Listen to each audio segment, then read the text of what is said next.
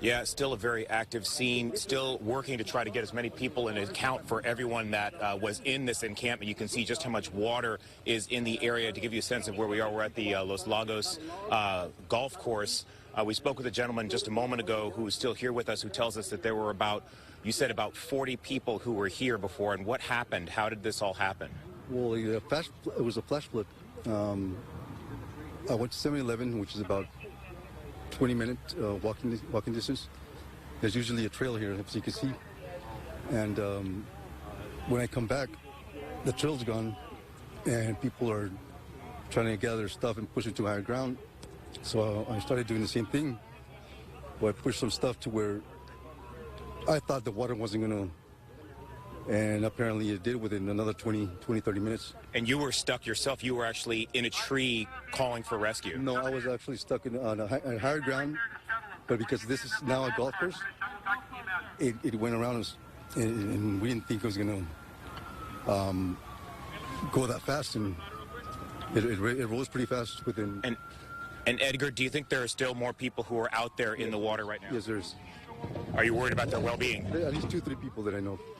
Alrighty. Edgar, thank you very much. Good luck. Thank you. I appreciate your time.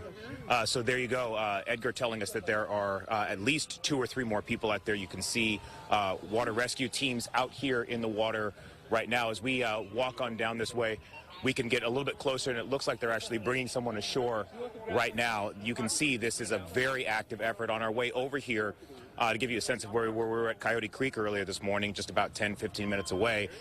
And in the 10-minute drive that it took us to get here, we could hear them calling for a helicopter. So there's the very real possibility that they will need a helicopter to help rescue some of these people who are still stranded by the rapidly rising water here in the area. They're trying to plan out a place where they can land, where they can get these people to that helicopter and rescue them and get the medical attention and make sure that everybody's doing all right. We're going to go ahead and just walk a little bit closer here so that we can get a closer view of this latest person to be pulled from the water. Edgar telling us right before we went on air that there were some 40 people or so who were here in this encampment. And he says he believes that there are still at least 2 or 3 who are still trapped, stranded, either on high land or in an area, perhaps possibly in a tree. You can see rescue workers right now pulling this person out right now. You can see this very much an active scene trying to get these people medical attention. As you might imagine, as soon as the water is moving this fast, it can get very dangerous. It can get very cold. Certainly they want to get these people medical attention as quickly as possible. You so can also Christian, see that you're talking about medical some emergency attention. gear on them as well. I'm sorry for interrupting, Christian. We're seeing this woman sort of, struggling to safety. She's on dry land. She's going to be okay. Are there ambulances waiting? I'm hearing someone talking on a loudspeaker. I think I'm hearing sirens. Set the scene about what kind of help is there to help all these people once they're out of the immediate danger of that very cold water. Yeah, Gassi, we told you about that helicopter that we know is on standby. They're looking for a place to land that helicopter. We also have a couple of ambulances in the area to assist those who are being pulled out of the water.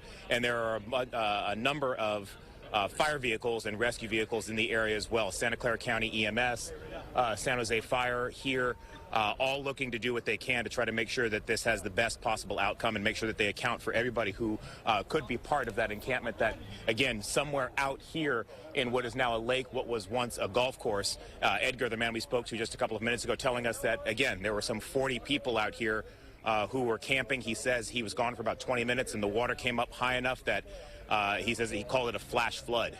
Wow. And Christian, as we're watching another boat come in, you can't even see, it's not even an island anymore. I can't even see where they were staying. Is that the case from your vantage point? Yeah, it's hard to tell exactly where they were staying. We've just arrived on scene ourselves, so we're still trying to determine exactly where they were. But as you imagine, with 40 people, there might have been a rather large encampment. It could have been spread out over some space.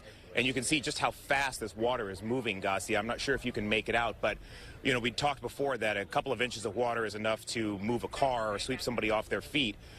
you can tell that there is enough water here that it could seriously pose a threat to anybody who would be stranded out there in the water here at Los Lagos Golf Course. Right. It's fast-moving water. It's certainly cold, and then you have to think you have to be in the best possible physical shape to begin with to get out of a situation like that, and certainly we know that's not always the case. So it's a very active scene. Christien, I'm guessing you'll be staying there and bringing us more as the rescue effort unfolds. Absolutely. We will try to talk with more of those who are out in the water as they bring them in to find out how many more people might be out there, find out exactly how they got stranded out there, what, if any, warning they had. All those answers we're looking to get for you coming up as soon as we can.